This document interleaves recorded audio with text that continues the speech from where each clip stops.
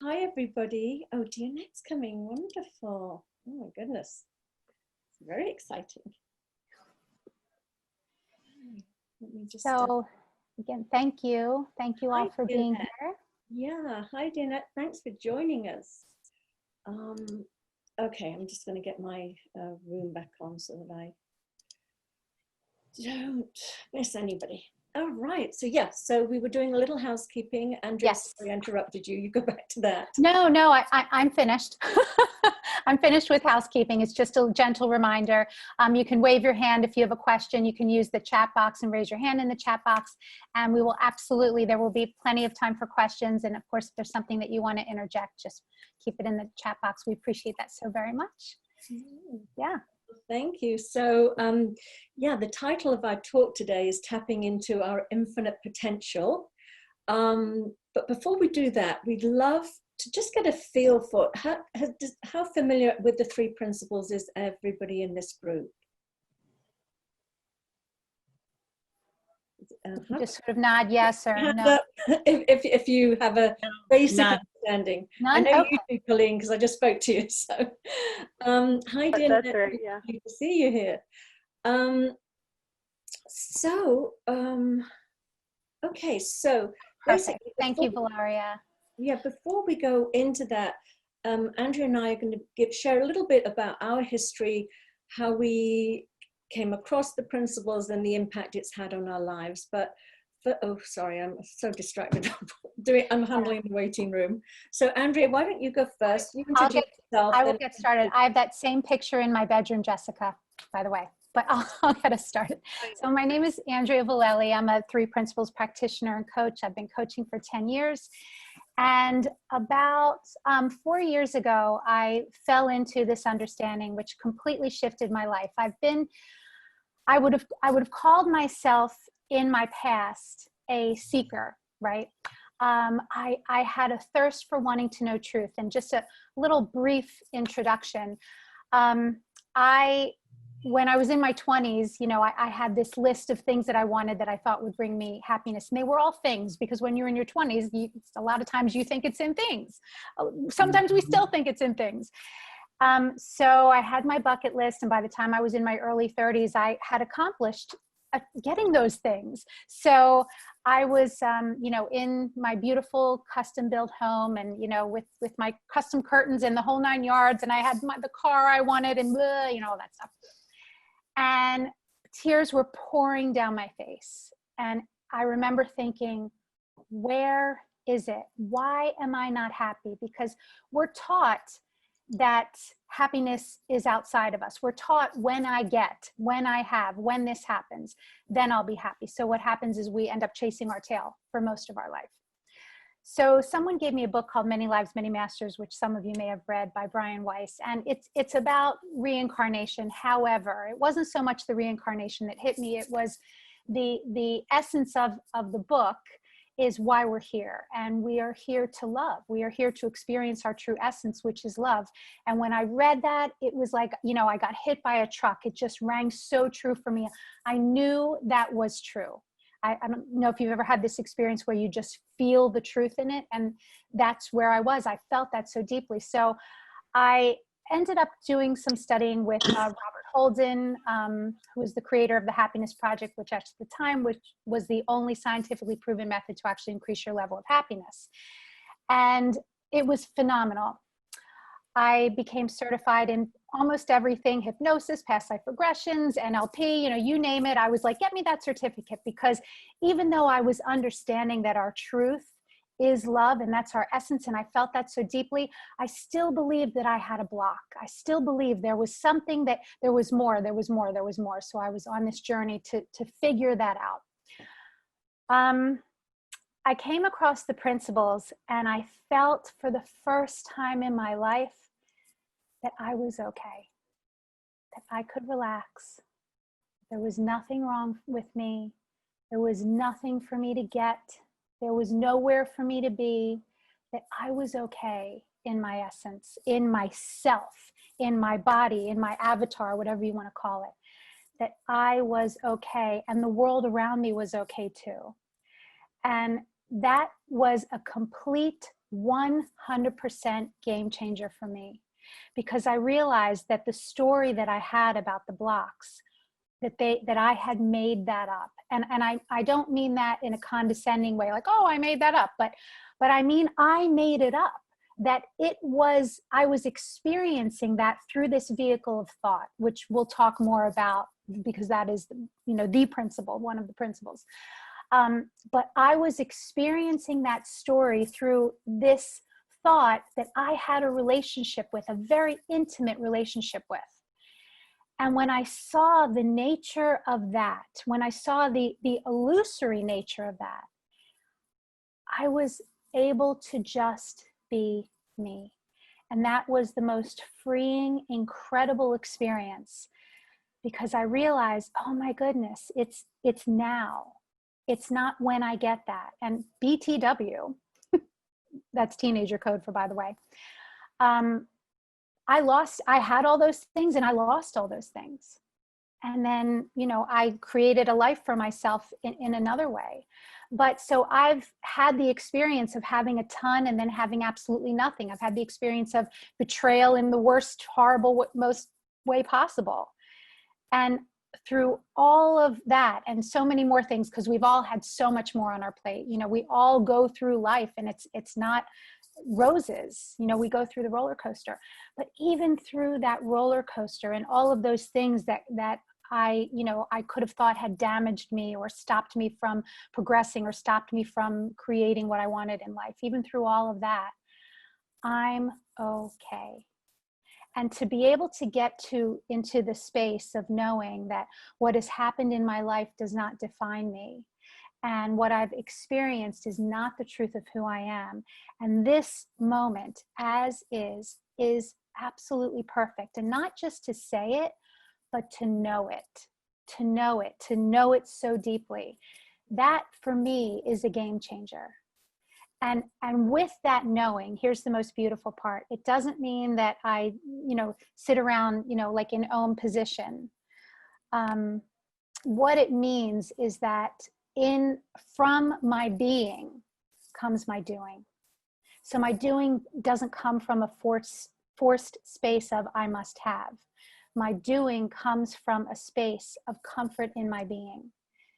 And that has completely transformed my life. And that's my story, and I'm sticking to it.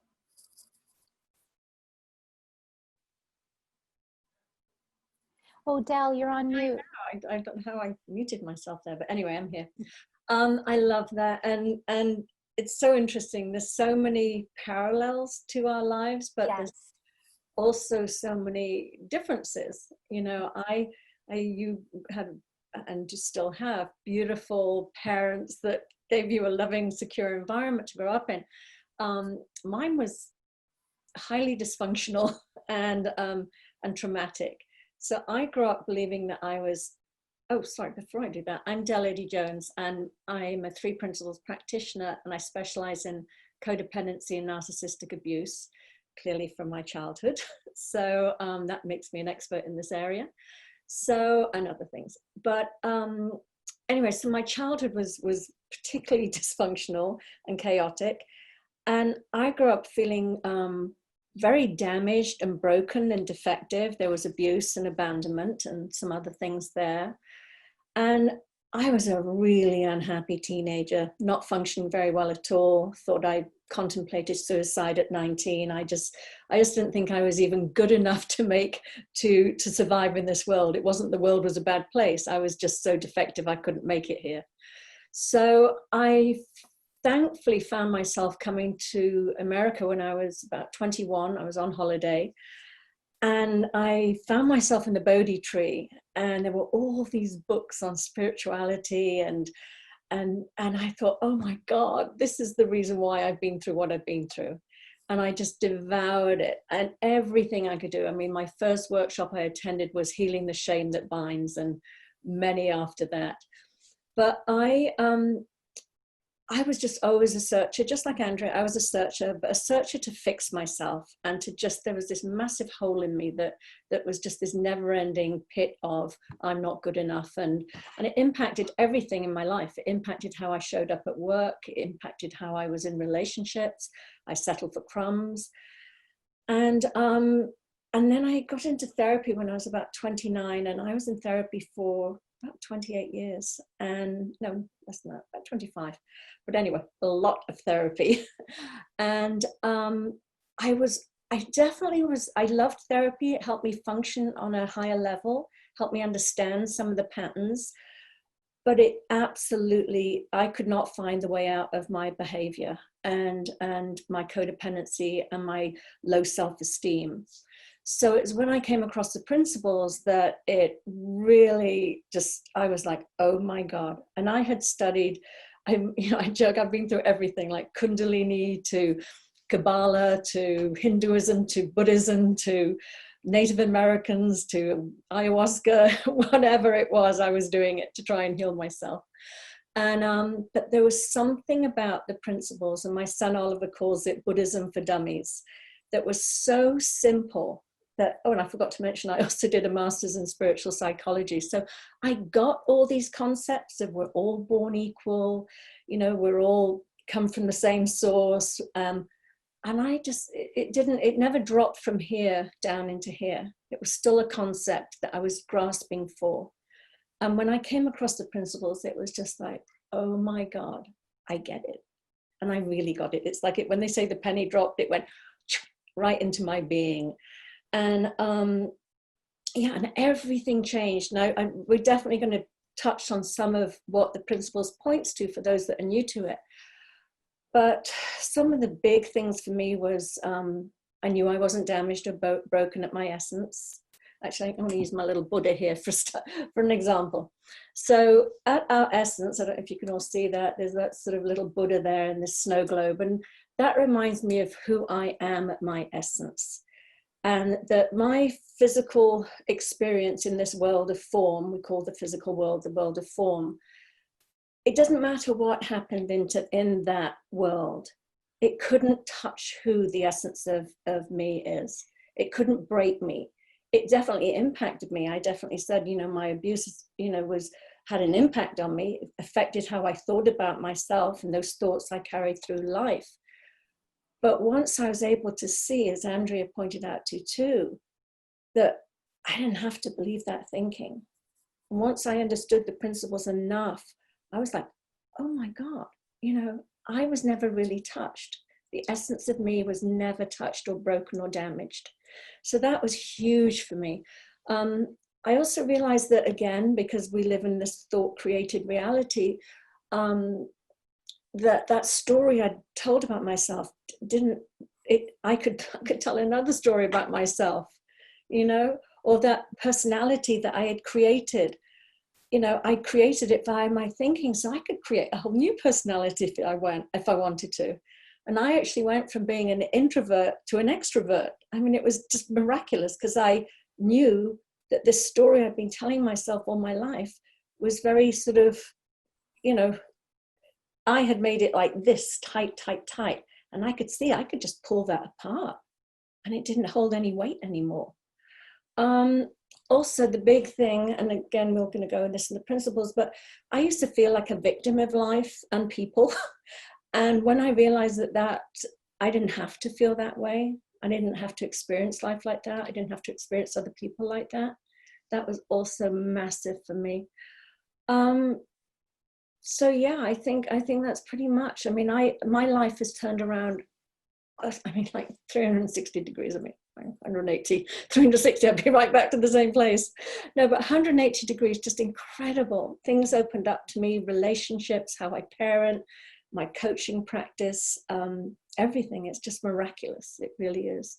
So yeah, that's me. Yeah.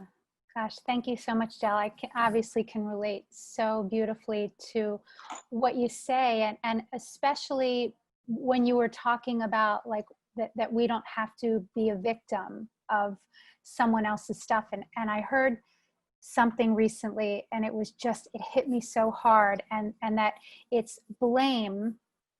If we are in a position of blame, that we're giving away our power. And there's one thing to just say that, but I saw how the implications of this understanding allow for that, right? Because if I am in a position of this is your fault, then I am not acknowledging my true experience of life, which is coming through this vehicle of thought, right? Then I am creating a relationship to the thought that I'm having based on an outside-in concept rather than an inside-out concept. Yeah. And Andrea, I was just going to say, I love that you touched on the inside-out concept. I think, because I do think there are some people here that yes. really don't know about the principles. So yes.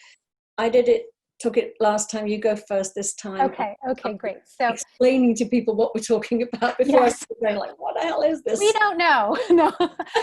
So the tough part is, again, when we articulate these principles, we are articulating something that's formless. So we're doing our best to put something into form that truly is formless. So a little bit of background. There was a man named Sydney Banks, and he had an enlightenment experience in his life. Will just be super, super brief, but I highly recommend just taking a peek, reading up on him, because it's a phenomenal story. But within his enlightenment experience, he saw truth. He saw that we are actually physically living in a thought-created world. And he articulated these 3 principles, which if you go back into any spiritual text, you will see them in a sense. He simplified it to an understanding which for me creates the ability to sort of take any woo-woo out of it, even though you could call it woo-woo. It just shows the simplicity of this understanding. What Sydney was able to do, and what I was referring to earlier, was really articulate the system behind how we experience life. And what I mean by that is, most of us grew up, I certainly did.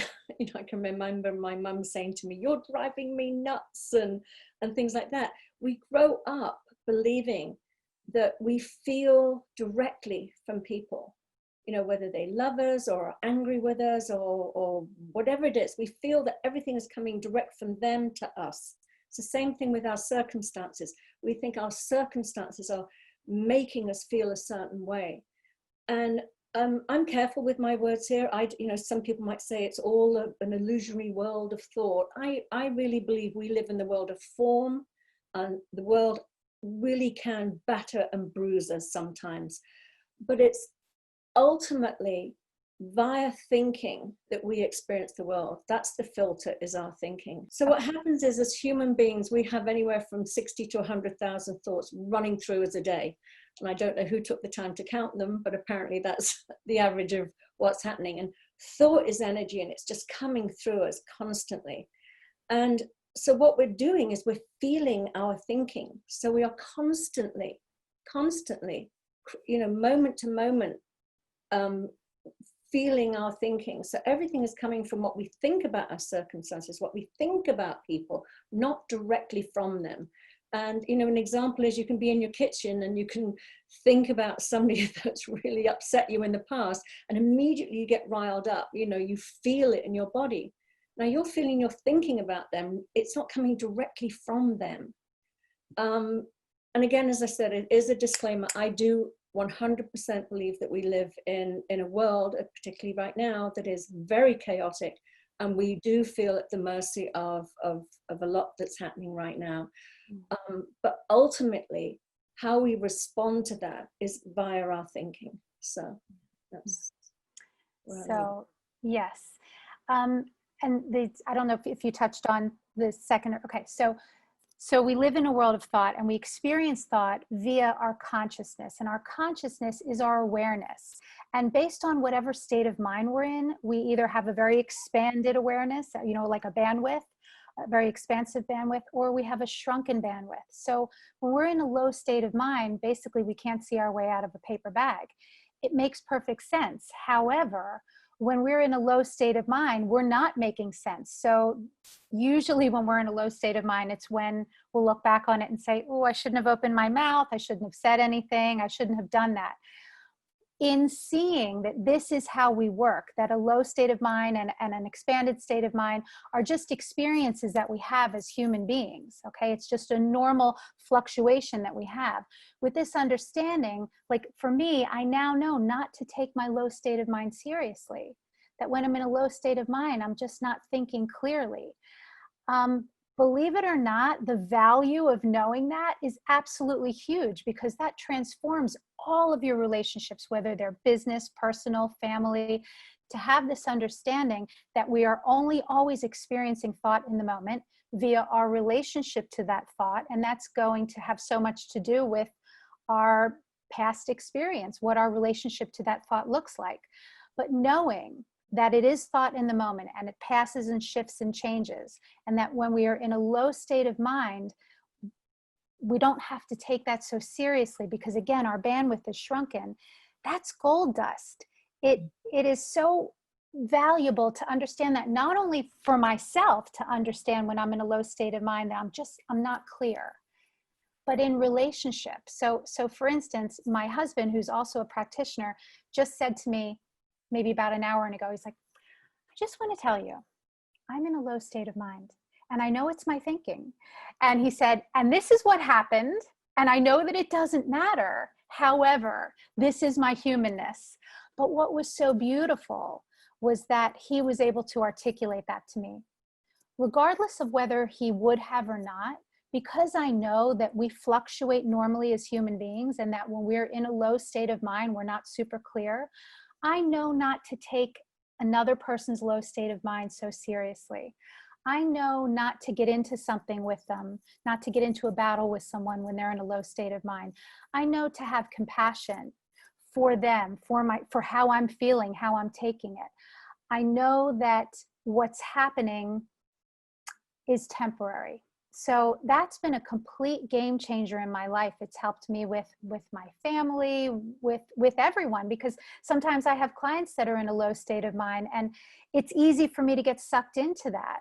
But the gold dust is for me to hold my grounding. And I know that when I have the ability to hold my grounding, and even when I don't, that's okay too. That's the freedom I was talking about with this understanding, is that even if I'm not holding my grounding, and when I say holding, I don't mean holding like this. I just mean in a peaceful state of mind. Even when I'm not in a peaceful state of mind, that's okay too. Because I have the understanding that if I'm not in a peaceful state of mind, I'm also not clear. So I will be more gentle with my articulation of any conversation that I'm in. Mm-hmm.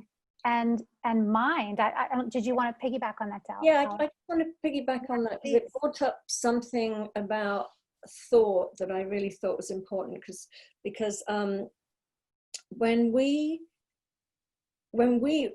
know that we are living in these thought created bubbles, that's like a little sort of, the old astronauts that used to have those sort of bubble things. Basically, we're all walking around with our own little bubble of our thinking that's creating our reality. And we call it separate realities. When we really get that people are living in this thought created bubble that Andrea was pointing to, we have more respect for that. We don't have that expectation, well, you should see the world like I see it, because there's a world out there that everybody's looking at the same world. Well, we're not all looking at the same world. We have our own little reality in our bubble. And when we know that, we can respect that. And if somebody else is in, as Andrea said, a low state of mind, and their bubble is looking, oh, this is the reason why it's a snow globe, is because this is what happens when we have a very busy mind. It gets so clouded, we can't see, we can't see straight. And we've been taught as a culture to trust our personal thinking, to think that that's where we solve problems from. But when it's all stirred up like that, we've lost sight of the essence of who we are.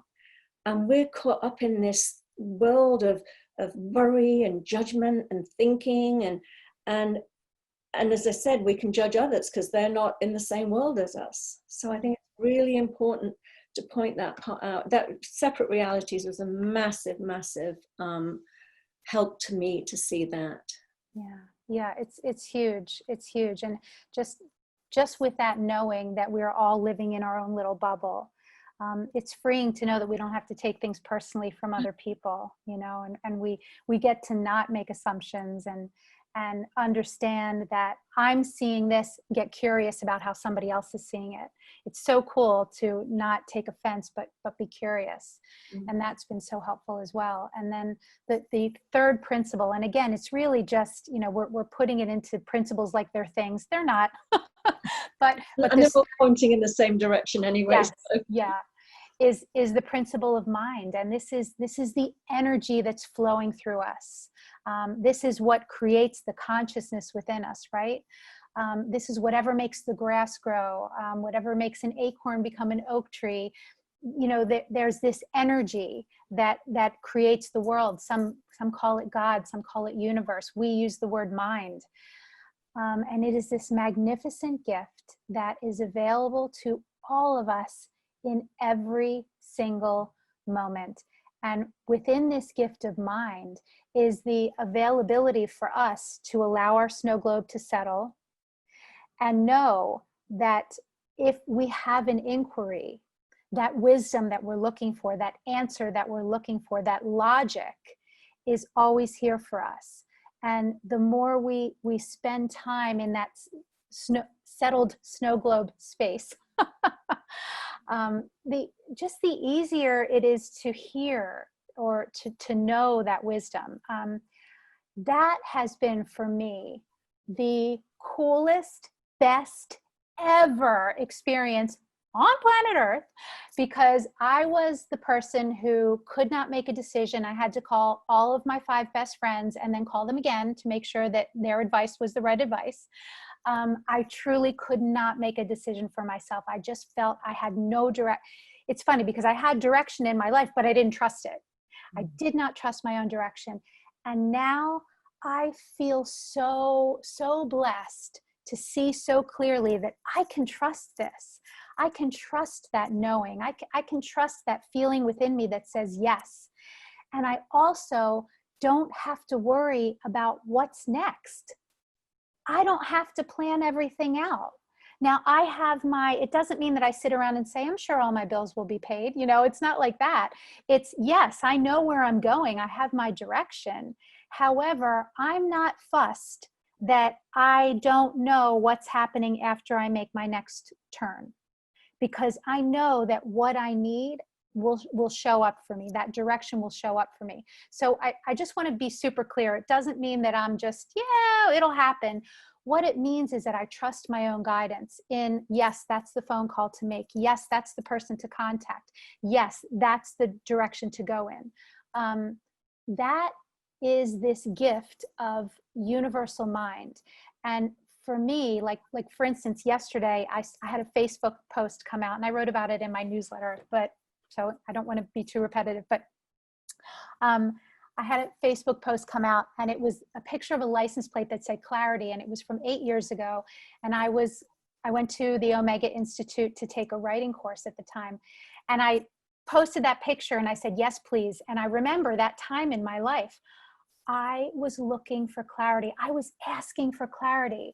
And in seeing that post, I was like, oh my God, this is the coolest thing ever, because I no longer have to ask for clarity because it's already here. Whether I see it or not, it's not something I have to go get. It's not something I have to seek. That clarity is within me. Now, I might not I might not know the answer in the moment, but I'm not fussed whether I do or not, because I know it's not outside of me. And that's really the gift of this understanding, is that I don't have to get something outside of myself in order to experience my own well-being. I don't have to look anywhere else but within. And, we use the word within because that's the only way we know to describe it. It's not actually within me. It's actually all around us. It's actually just the essence of truth, that this life force within us It's here. So I don't have to be at the mercy of the world anymore. Now, again, my wisdom might tell me to call an expert about something. But that's the beauty, is that I trust the wisdom enough to know that if I'm not clear, that I'm not clear, which means, don't try to fill my snow globe with more stuff to get clear. I'll get clear naturally, because that's the way that we're made. We're just made that way. And to really, really see that is like, oh, cool, hands off the wheel. I'm all right. Even when things are crazy, I'm all right. And I still feel yucky sometimes, and I still get sad, and there's times I feel anxious and all this stuff, but it no longer scares me. I no longer think there's something wrong with me. That's really been the beauty for me with this. Yeah, I totally hear you, and have experienced the same for myself. I think, particularly when you grow up where there's chaos around you, and that inner voice is saying, oh, it looks like this. And then the adults around you are saying, no, that's not, don't listen to your gut. Don't listen to your intuition. Don't listen to that voice inside you. For me, I became disconnected from it. I again, like Andrea, I was constantly up in my head trying to figure things out, trying to solve problems from this place. I couldn't even, if you'd asked me, well, what do you think? I'd be like, I don't know what I think. I don't know what's going on. But now, oh my God, I don't know what it is. For me, it does feel visceral. It feels in my body. It feels in my gut, in my heart, in my solar plexus. It feels like common sense.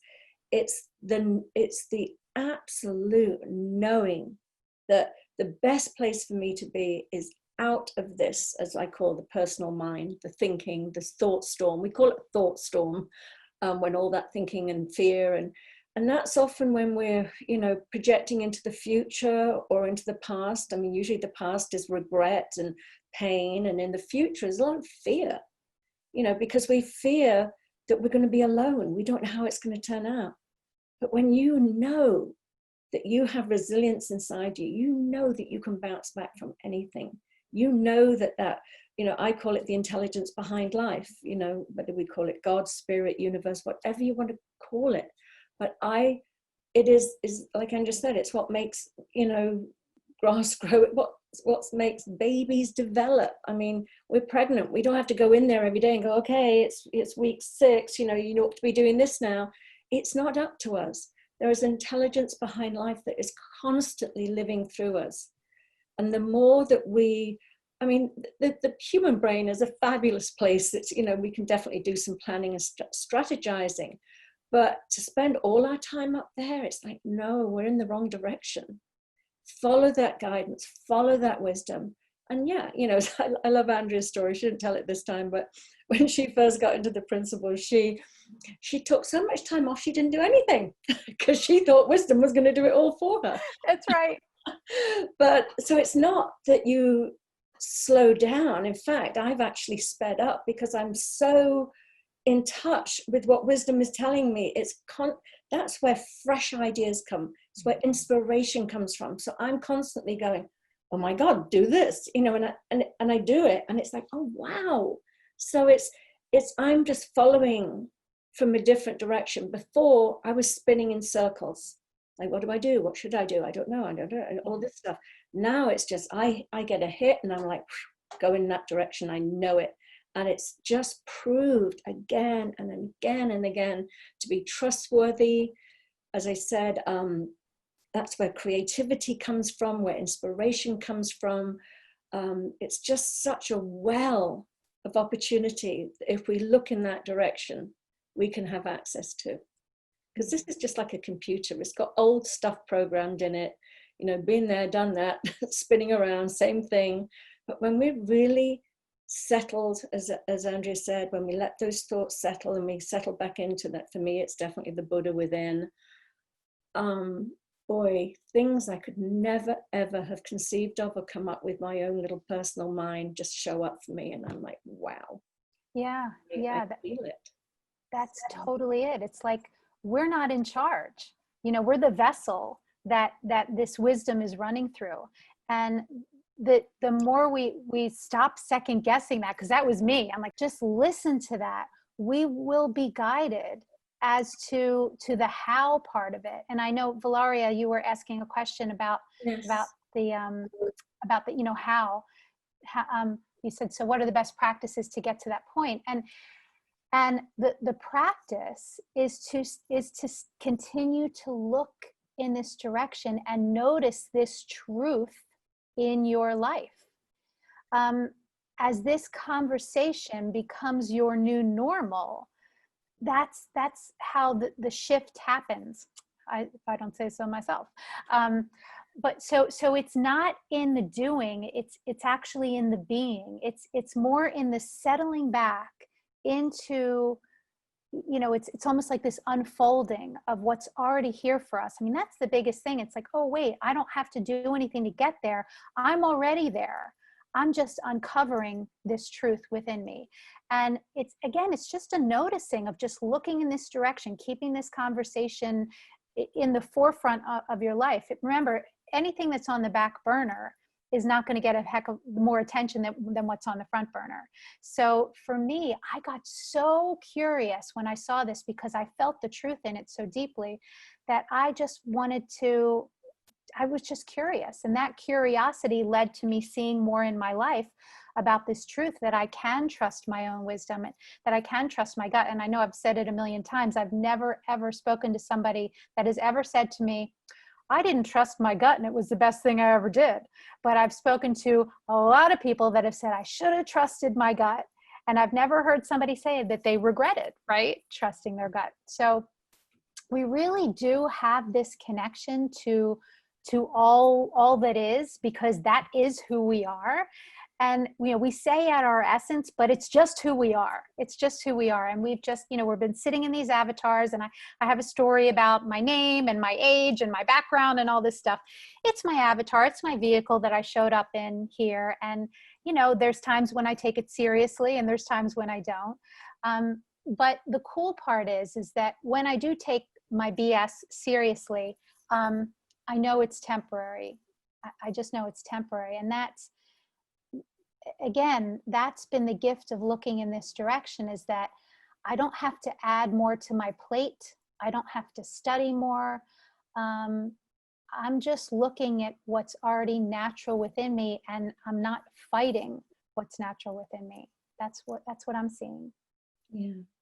No, I love that. And Sid used to say, and I don't know why, he said, like, the human part of us is 4% and that spiritual essence of who we are is 96%. But the thing is, when we don't see that, because we're so into that busy mind, that's busy snow globe, we think that's all that there is. And we really believe we're in charge, and it's up to us. Well, that little 4% of us is in the big scheme of things really inadequate. When you realize that you've got access to 96% of spiritual energy that we all have, we all came into this world equal, we all can tap into it. And as Andrea was saying, you know, our wisdom is for us. We learn to trust our own wisdom. Yours is for you. So now when people ask advice, I'm always like, why would you ask me? It's like, you know, your wisdom will tell you what's right for you if you tap into that. But that's also, I really wanted to mention, that's where creativity comes from too. And the more that we get out of our own way again and allow creativity to come through us, you know, when we sit down to write, we don't have anything on our mind and we just start moving the pen. It is incredible what comes out in that situation. But again, we haven't been taught to trust that. Society has told us it's all down to hard work and intellect and up here. And, you know, not saying that those aren't incredible qualities to have, but we call it the hidden variable. When you know that you have access to this infinite stream of new, fresh new thought, you know, like I said, it's just, my old thinking used to be stay small, stay down, stay hidden. And because of this understanding, I have a radio show. I'm on YouTube. I write newsletters. I'm writing a book. I mean, things I never, ever, ever would have imagined myself doing in the past if I stayed stuck listening to that story. As Andrea says, she calls it her avatar. But that story of my personality, it used to seem like like it was a giant, great big boulder in front of me, you know, my thinking about myself, like, you know, blocking my way. I couldn't do things in the world. And then the more I looked in this direction, the more that boulder just started to sort of like look more like a giant, great big tumbleweed. It was just sort of made up of lacy thoughts, old thoughts, habitual thoughts that had nothing to do with me. I just, you know, thoughts would run through me and I grab onto that one and go, oh, that one's me, that one's me. And then I started believing them all. But when I started seeing that that was just a lacy, big, old tumbleweed of thinking I had about myself that could just blow away, it did. And I was just left with this infinite potential to show up any way I wanted, no limitations. So that's how impactful it's been in my life. Yeah, I want to share something about those stories and limitations and such. I have a friend who's really into his astrology, and I'm a Sag. And she said to me, well, how do you get anything done? Because, you know, Sages start projects and they never finish them. And I was like, oh, really? You know, I was like, I didn't know that. But what was funny is that if you would have talked to me, you know, like I had a story about myself that I was a procrastinator. Now, this was a long time ago. I no longer have that story. However, I saw that as very, very true. And initially when she said to me, you don't get stuff done, then I started to, in my mind, well, wait a second, was there something that I started to think maybe she's right. And what was so fun for me was I clicked back into truth, which was like, you know, I get stuff done because I create a schedule for myself. Now I'm a doer by nature. I'm always sort of buzzing around. That's my nature. And I can see how, yes, there was a time in my life when I was the queen of procrastinating, and still I'm pretty good at getting things done at the last minute. However, I get things done because I don't have that story going on in my head. I used to have that story. Therefore, because I was a procrastinator, that's how I lived my life, as a procrastinator, because I'm a procrastinator. Now I see that it's easy for me to do that because I like to have fun. So, you know, if there's like, you know, a muffin around or some sort of baked good, I might want to rather go in the kitchen than do my work. However, it's as simple as, and I'm making fun of it, but it's, you know, this is big, right? It's as simple as, because I know that I do well when I put myself on a schedule, I put myself on a schedule. But I was able to see how in my life, when I had that story, I lived from that story, you know? And that's where, like, we can get ourselves into all kinds of trouble because we believe our personalities. Oh, I'm not good at that. Oh, I'm always late. Oh, that's really not my thing. You know, it may not be your thing. However, I saw so clearly how, like, even that was made of thought. Like, even that was something that I get to choose. Oh, that's not easy for me. So here's how I make it easy for me. And that's what's so beautiful to me about this, is that any stories that I had, even about my personality and what I'm good at and what I'm not good at, they are still made of the same stuff that this coffee cup, which by BT Dubs, obsessed with Halloween, and yes, I'm getting started early, still made of the same stuff. Like, I have thinking about this cup. This cup means something to me. This cup brings me joy. Does it really bring me joy? No. However, I have like happy feelings attached to my Halloween cup.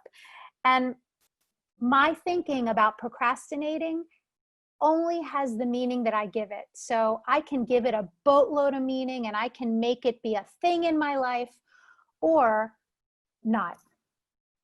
It's kind of that simple. And I don't mean that in a derogatory way. I mean it it is that simple way because I give it meaning. Like, to you guys, you're like, she has a goofy Halloween cup. What is she, 12?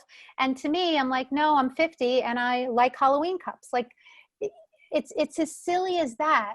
And that has just lightened my load, even when crazy things happen in the world or in my life, things that feel crazy, I still know that I am experiencing my relationship to that thought, and that will look different to me as I spend more time with it, or decrease my availability to it, or, you know, however you want to look at it, because I'm experiencing my state of mind.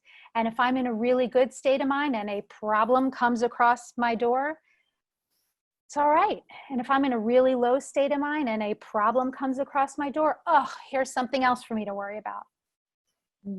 I'm experiencing states of mind, and that is so freeing to me, because it allows me to be in my humanness and be okay with whatever that looks like.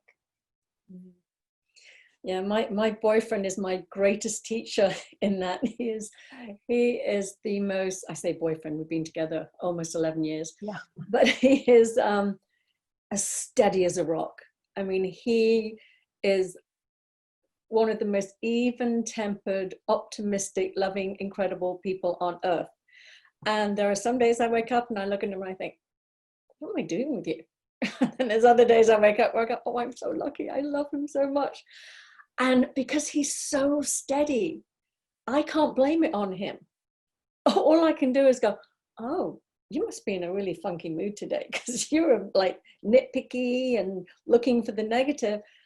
And he is just truly my best mirror for me to see my state of mind, and where I am in what day and when not to trust myself. But I wanted to open it up. I mean, we only have about 10 minutes left. I'd love to hear from you, and any questions you have, anything that's not making sense or you would like us to talk a bit more about. And you can just raise your hands. There's only a few of us on here, so.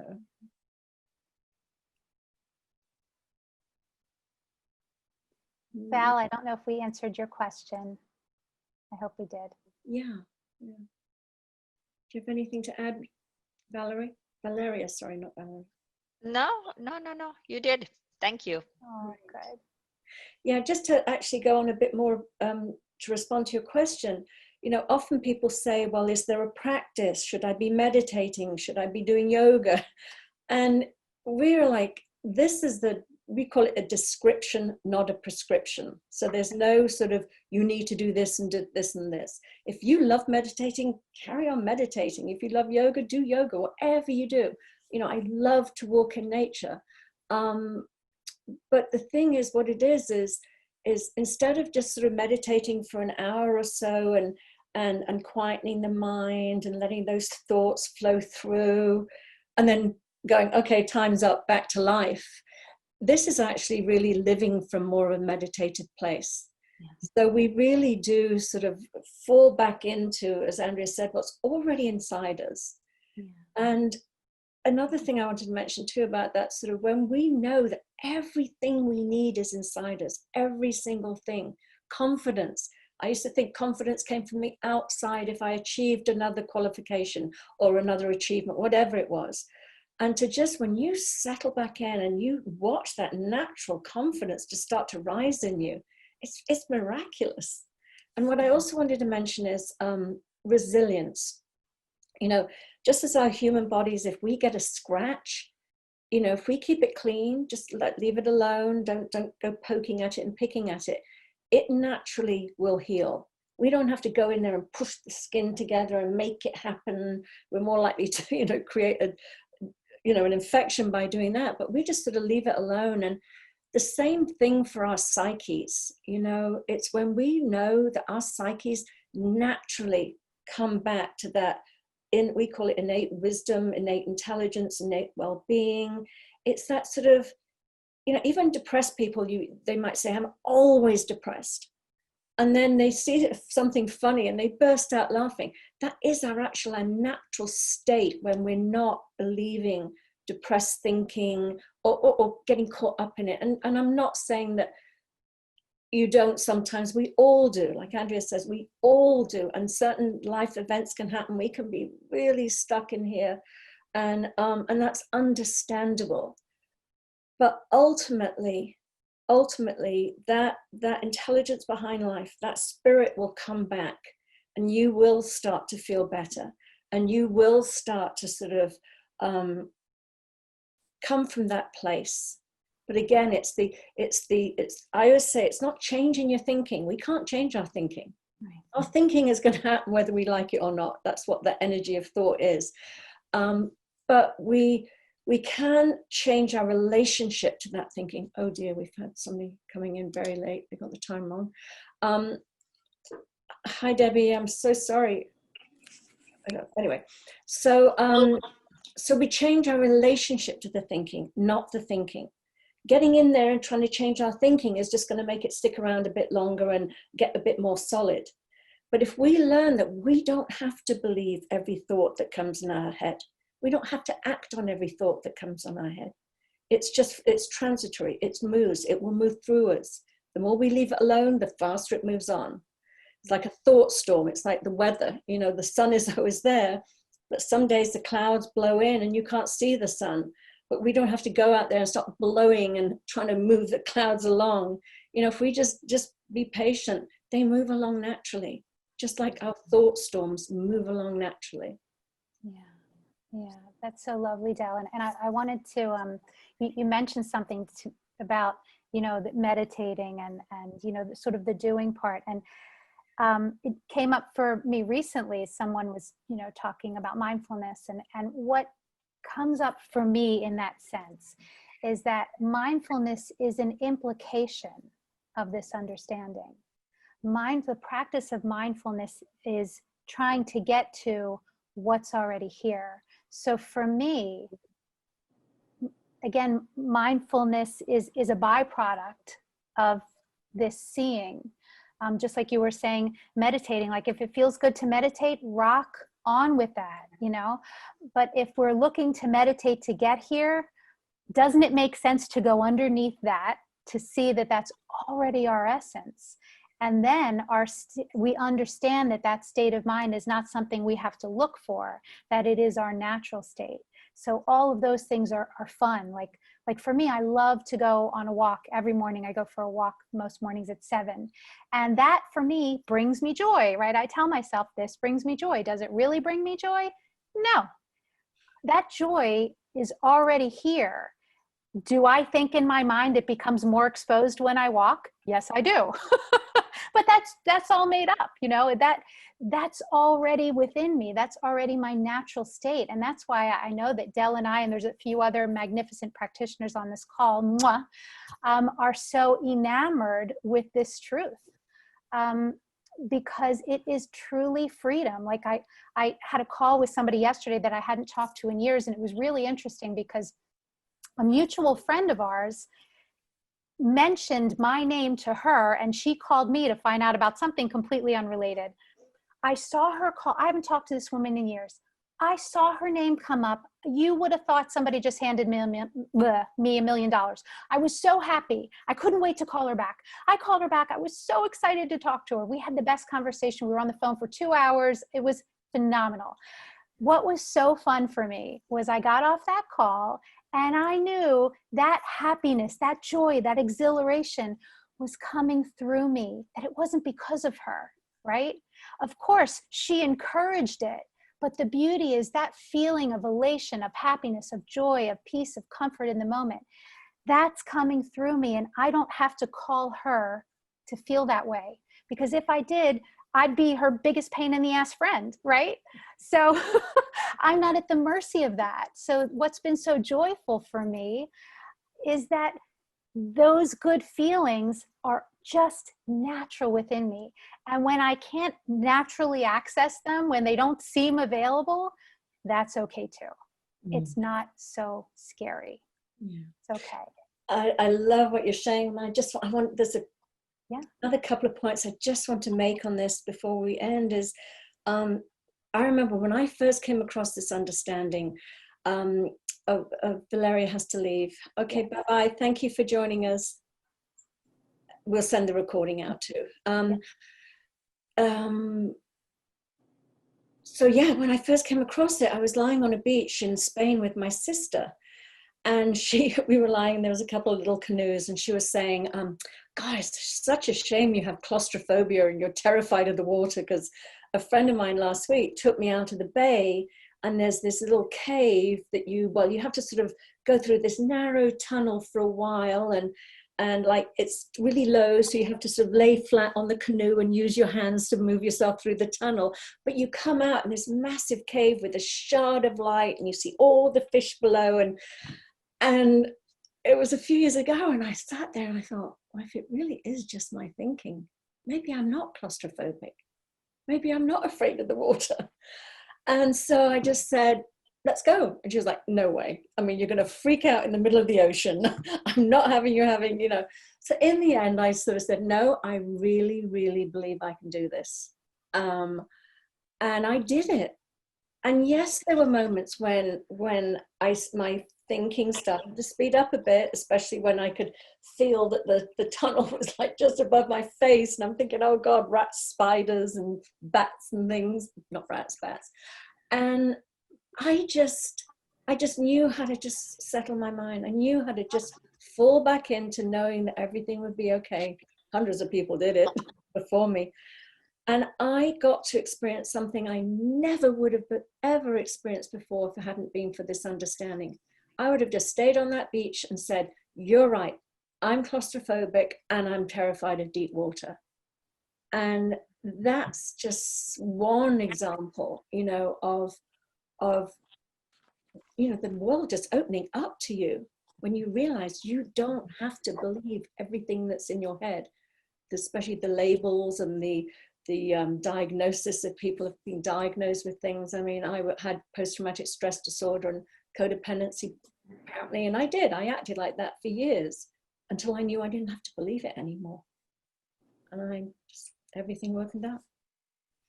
Thank you, dear Net. You have to go too. Thank you so much for joining us. Thank you, Danette.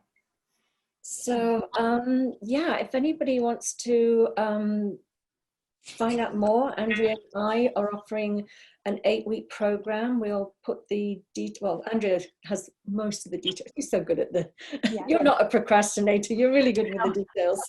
No, I gave up that story. Thank you. Thank you, dear. So, yes. We will. Hi, Debs. So good to see you. Look at that gorgeous hair. That gorgeous hair needs to be done.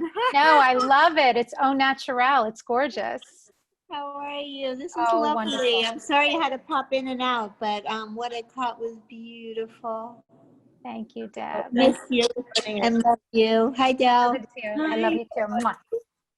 Yes, so if you're interested in learning more, it's an 8-week program. We start next week, and if you go to Andrea's website, that's well, actually mine as well, either one. Yes. We have the sign-ups there, and it's just a deeper dive into some of the things we've been talking about. And it's our second time we're doing it together, and our first time was absolutely amazing. We loved it. It was wonderful. Yeah, It it's was a really small, good. intimate group, 10 women on a journey together. Yes, it was really wonderful. So if you want to check out some information on it, we have it on both of our web pages and also on our Facebook pages, and we would love to see you. And we're just so happy that you're here with us today. So thank you so very much. It's a joy to see your beautiful faces. Mwah. Oh, thank you. Yes. Bye, everybody. Thank you. Have a lovely, lovely day. Thank Bye, you. sweetheart. Bye-bye.